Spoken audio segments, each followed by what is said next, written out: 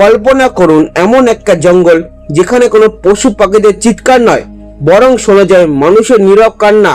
এমন একটা জায়গা যেখানে যাওয়ার পর হাওয়ার দিক বদলে যায় আর শরীর কেঁপে ওঠে।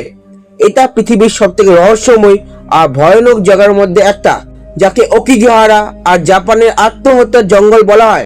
মাউন্ট ফুজির ছায়ায় থাকা এই ঘন জঙ্গল বহু বছর ধরে এমন রহস্য নিজের মধ্যে লুকিয়ে রেখেছে, যেটা জানার পর আপনি অবাক হয়ে যাবেন। এখানকার জমি পাথরের মতো শক্ত আর গাছের শিকড় এমনভাবে বেরিয়েছে, সেটা দেখে আপনার মনে হচ্ছে সেটা আপনাকে গিলে নেবে।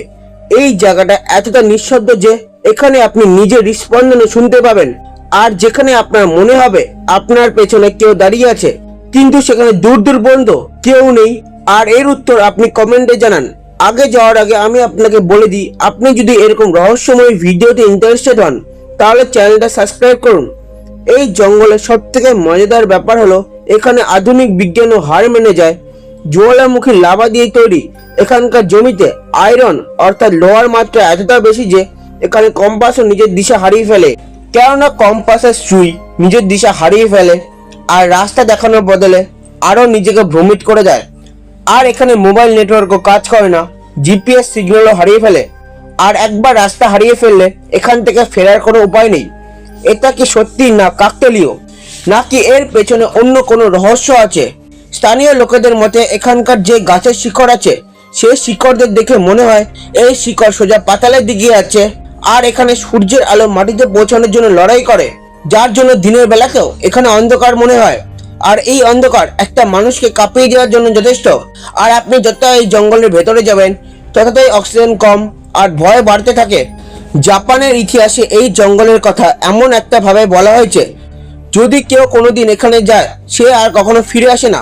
প্রাচীনকালে যখন দুর্ভিক্ষ হতো তখন কিছু লোক তার পরিবারের বৃদ্ধদের এখানে ছেড়ে যেত, কেননা যাতে পরিবারের বাকি লোকেরা জীবিত থাকতে পারে।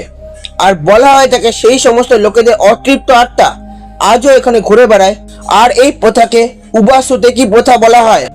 আর তাদের অতৃপ্ত আত্মা সেই জঙ্গলে যে সমস্ত জীবিত লোকেরা যায় তাদেরকে হত্যা করে। আর ঘন ভয়ানক এই জঙ্গলকে জুকাও বলা হয়, যার অর্থ হলো গাছেদের সমুদ্র। উপর দিয়ে দেখলে এই জঙ্গলটা একটা সবুজ শান্ত সমুদ্রের মতো মনে হয়, কিন্তু এর ভেতরে শুধু মৃত্যুর আর্তনাদ শোনা যায়। ওকিগাহারা জাপানের আত্মহত্যা জঙ্গল যে এতটা ঘন, যদি আপনি সামান্য ভেতরে চলে যান তাহলে এখান থেকে বেরোনো আপনার পক্ষে অসম্ভব। এখানকার মাটি জ্বালামুখীর জমে থাকা লাভা দিয়ে তৈরি হয়েছে, যেটা এতটা শক্ত যে সেখানে চলা কোনো পূর্ণ হাড্ডিতে চলার মতো মনে হয়। আর এখানকার গাছগুলি একে অপরের সাথে এমনভাবে জড়িয়ে আছে যেটা দেখে মনে হয় তারা কোনো গভীর শক্তিকে পৃথিবী থেকে লুকানোর চেষ্টা করছে। জঙ্গলে আপনি অনেক গাছের মধ্যে প্লাস্টিকের টেপ লাগা দেখতে পাবেন। এটা কোনো সাজানো জিনিস না, এগুলি সেই সমস্ত লোকেদের শেষ ভরসার চিহ্ন ছিল যারা নিজেদের শেষ করার উদ্দেশ্যে এই জঙ্গলে এসেছিল। এই টেপগুলি তারা এই জন্য বাঁধত, তারা যদি শেষ মুহূর্তে নিজেদের সিদ্ধান্ত বদলে নেয় তাহলে তারা এই জঙ্গল থেকে বেরোতে পারে। কিন্তু এই টেপগুলি যেখানে শেষ হয় সেখানে শুরু হয় নিঃশব্দ আর একাকিত্ব। জাপানের এই আত্মহত্যার জঙ্গল নিজের ভেতরে অনেক গল্প লুকিয়ে রেখেছে। এখানে ছড়িয়ে আছে অনেক পুরনো জুতো আর ছেঁড়া তাবু আর ফাটা বই। এর প্রমাণ দেয় এখানে আসা বহু মানুষ আর কখনো ফিরে যায়নি। এখানকার শান্তি এতটা অস্বাভাবিক যে সেটা আপনার কানের মধ্যে দংশন শুরু করে। বৈজ্ঞানিকদের মতে আগ্নেয়গিরির পাথরের জন্য এখানে শব্দের প্রতিধ্বনি প্রচুর কম হয়, যার জন্য এখানে অদ্ভুত নিঃশব্দতা তৈরি হয়। কিন্তু যে সমস্ত লোকেরা এখানে আসে তাদের মধ্যে এখানে নিঃশব্দতা কোনো ভৌতিক কারণে নয়, একটা ভারী দুঃখের কারণে। আপনি কি ভাবতে পারেন এমন একটা জায়গা যেখানে হাজার লোক নিজেদের শেষ নিঃশ্বাস নিয়েছেন, সেখানকার আবহাওয়া কতটা নেগেটিভ হবে? ওকিগাহারা জাপানের আত্মহত্যার জঙ্গলের এই কালো অধ্যায় এখানে প্রত্যেকটা কোণে কোণে ছড়িয়ে আছে। স্থানীয় পুলিশ প্রতি বছর এই জঙ্গলের বিশেষ অপারেশন করে, আর সেই অপারেশনের সময় তারা যা পায় সেটা যে কোনো মানুষের হৃদয় কাঁপিয়ে দেওয়ার জন্য যথেষ্ট।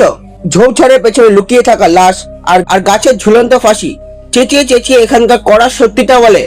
কিন্তু সব থেকে ভয়ানক অভিজ্ঞতা তখন হয় যখন সেই সমস্ত লোকেরা এখানে কাজ করে তাদের মনে হয় কেউ তাদের গাছের পেছন দিয়ে দেখছে, আবার কেউ ধীরে আওয়াজে তাদের নাম ধরে ডাকছে। জাপান সরকার আর স্থানীয় প্রশাসন এই দুঃখের অবস্থাকে আটকানোর জন্য বিগত কিছু বছরে প্রচুর কড়া পদক্ষেপ নিয়েছে। জঙ্গলের প্রবেশদ্বারে এখন হাইটেক ক্যামেরা লাগানো হয়েছে, যেটা প্রত্যেকটা যাওয়া আসা ব্যক্তিদের উপর নজর রাখে। সেখানে থাকা গার্ডেরা সেই সমস্ত লোকেদের দেখে সহজেই বুঝে যায় যারা একাকিত্বে ভুগছে কিংবা দুঃখী।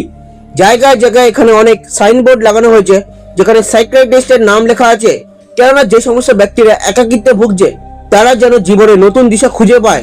ওকিগাহারা জাপানের আত্মহত্যা জঙ্গল। এই বদনামটা দূর করার জন্য সেখানে নিয়মিতভাবে আধ্যাত্মিক প্রার্থনা হয়, কেননা সেই আত্মাগুলি যাতে শান্তি পায় যারা এখানে মারা গেছে। আর এই আত্মাদের জাপানি ভাষায় ইউরি বলা হয়। জাপানি লোককথা অনুসারে ইউরি সেই আত্মাদের বলা হয় যারা হঠাৎ করে কিংবা দুর্ঘটনার কারণে মৃত্যু হয়েছে আর তারা রাগ আর লোভের কারণে জীবিত লোকেদের মেরে দেয়। এই জঙ্গলের চর্চা প্রচুর সাহিত্য আর সিনেমায় করা হয়েছে।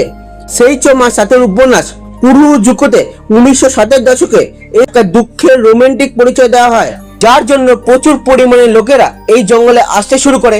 আর হলিউডের অনেক সিনেমায় এই জায়গার কথা বলা হয়েছে, কিন্তু এই জঙ্গলের বাস্তবতা কোনো কাল্পনিক সিনেমার থেকে বেশি ভয়ানক। জাপানের আত্মহত্যার জঙ্গল আজও একটা বিশাল বড় ধাঁধা, আর যেটাকে বিজ্ঞান আর ধর্ম দুটো আলাদা আলাদা ভাবে দেখে। কিছু লোক এটাকে একটা ভৌগোলিক অসঙ্গতা মনে করে, আবার কিছু লোক এটা খারাপের কেন্দ্র মনে করে। কিন্তু এই সবের মধ্যে সব থেকে বড় সত্যি হলো সেই সমস্ত জীবন যারা এখানে এসে তাদের সবকিছু শেষ করে ফেলেছে। আর শেষে এই যাত্রা আমাদের জীবনের মূল্য শেখায়। আর প্রকৃতির এই সৃষ্টি যতটা সুন্দর ততটাই ভয়ানক। তারা জাপানের আত্মহত্যার জঙ্গল আমাদের ভয় পাওয়ানোর জন্য নয়, সেটা আমাদের শেখায় অন্ধকারের মাঝেও একটা ছোট আশার প্রতীক থাকে, যারা আমরা আমাদের জীবন নতুন ভাবে শুরু করতে পারি। এই জঙ্গল নিঃশব্দতার মধ্যে অনেক চাপা দুঃখ লুকিয়ে আছে, আর এই জঙ্গল আমাদের বোঝাতে চাইছে জীবনের প্রকৃত মূল্য। জঙ্গল আমাদের শেখায় এই পৃথিবীতে সমস্ত প্রাণীদের বাসযোগ্য হয়ে উঠতে পারে, এখানে কেউ এইরকম ভাবে মৃত্যুর সমুদ্রে ডুবে না যায়। আপনি জাপানের এই রহস্যময় জঙ্গলের ব্যাপারে অনেক কিছু জানতে পারলেন। প্রকৃতির এরকম রহস্যময় ব্যাপারে জানতে হলে আমাদের এই চ্যানেলটা সাবস্ক্রাইব করুন। আর আপনার যদি এই ভিডিওটা ভালো লেগে থাকে তাহলে ভিডিওটা শেয়ার আর লাইক করুন।